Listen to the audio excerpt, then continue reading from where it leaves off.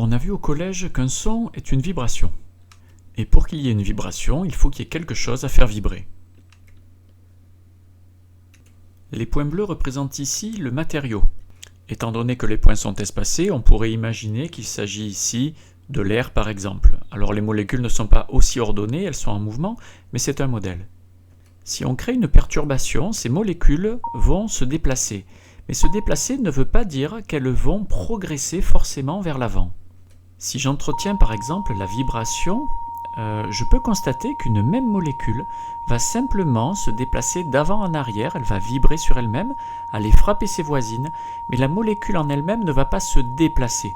Le son va, lui, se déplacer, mais il n'y a pas de matière qui est transportée.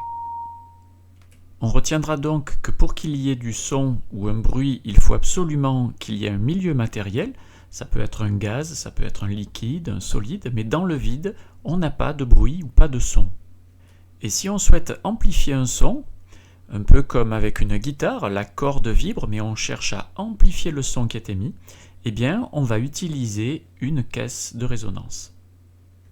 Alors, que peut-on dire de la vitesse du déplacement d'une onde sonore ?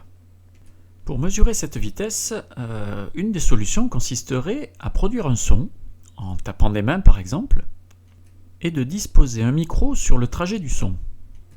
Le son va alors se déplacer jusqu'au micro, qui va alors capter la vibration, à une date que je note T1, et si l'on a placé un second micro un petit peu plus loin, à une distance connue que je note petit d, le son va poursuivre son chemin jusqu'à atteindre le deuxième micro, qui recevra donc à la date T2 le même signal légèrement atténué à cause de la distance. Il sera alors possible de déterminer la vitesse du son en faisant simplement le rapport entre la distance parcourue, petit d, et le temps mis entre les deux micros, pour aller du micro 1 au micro 2, c'est-à-dire T2 moins T1.